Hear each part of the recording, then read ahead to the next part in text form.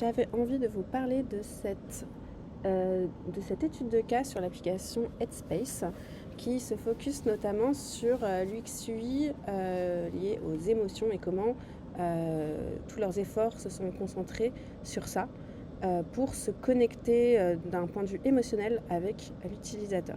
Sachant que Headspace est une application de méditation et de relaxation, donc ça a d'autant plus de sens que par rapport à d'autres outils. Mais ils ont quand même poussé la recherche assez loin par rapport à ça pour prioriser l'expérience émotionnelle des utilisateurs et donc créer une approche et une expérience plus engageante qui a plus de sens aussi au vu du contexte et qui va être plus mémorable pour renforcer l'engagement des utilisateurs. Donc pour ce faire, ils ont déjà eu un travail assez important pour comprendre du coup les besoins émotionnels de leurs utilisateurs, et ce grâce à de la recherche utilisateur, de l'empathy matching et de l'analyse de data. En parlant de data d'ailleurs, il y a un autre article de Build for Mars qui parle aussi un peu de cette recherche et de cette récolte de données qui a été menée par Headspace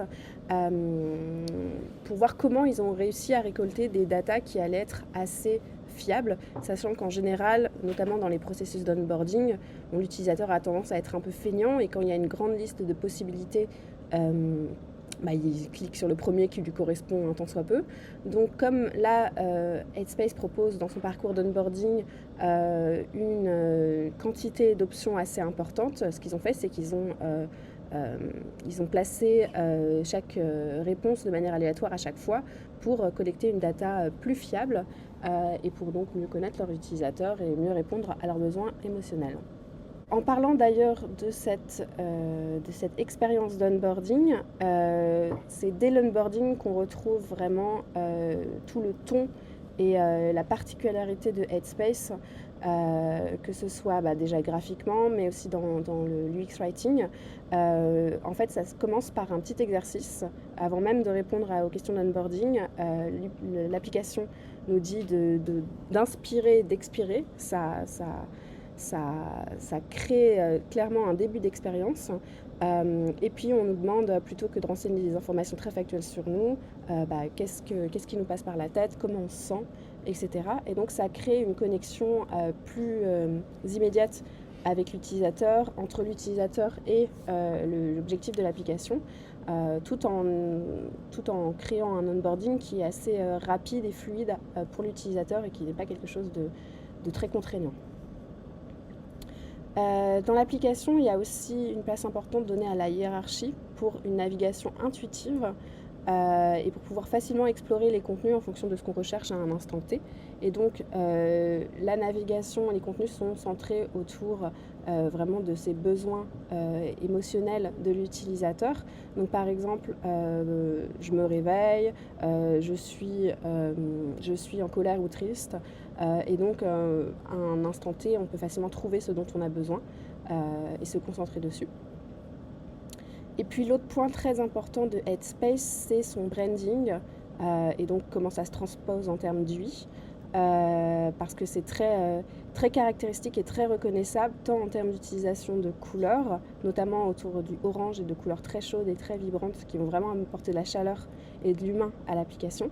Mais aussi avec les illustrations, les animations qui sont présentes, qui rapportent de la joie, de la chaleur, de la créativité et donc influent aussi sur la motivation émotionnelle de l'utilisateur dans son parcours.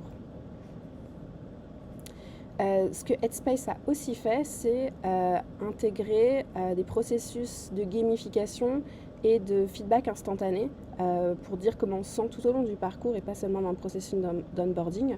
Donc par exemple, ici on voit après un exercice, Headspace demande comment l'utilisateur se sent, est-ce qu'il est toujours tendu, est-ce qu'il est relaxé. Et puis il y a aussi des parcours de feedback envers l'application. Et même en termes de wording, on trouve un ton de voix très chaleureux et très dans l'accompagnement et le support. Donc merci pour votre partage, on est content que vous nous ayez trouvé. Et donc ça crée tout un écosystème qui est d'autant plus engageant et on se sent accompagné d'un point de vue émotionnel. Et donc ça crée une connexion assez forte et donc un engagement et une utilisation de l'application. Donc globalement, si on regarde l'impact sur le business d'Headspace, de ce design qui a été centré sur l'émotion, on a des chiffres qui sont très impactants parce que Headspace est présent dans 200 pays, donc il y a un vrai succès de l'application au-delà même de barrières culturelles, et ça rend vraiment la méditation, la relaxation accessible de manière globale et mondiale. Il y a eu près de 70 millions de téléchargements de l'application, en tout cas au moment où cette étude de cas a été réalisée. Donc on voit qu'il y a vraiment une influence positive. Et le design émotionnel qui résonne beaucoup avec les utilisateurs et qui contribue à les engager dans leur utilisation de l'application. Et globalement, au-delà de simplement l'expérience utilisateur, on voit que tout cet aspect constitue vraiment un élément différenciant de marque pour Headspace, qui ensuite est venu se transposer dans leur recherche utilisateur, leur démarche émotionnelle et donc l'expérience au final utilisateur.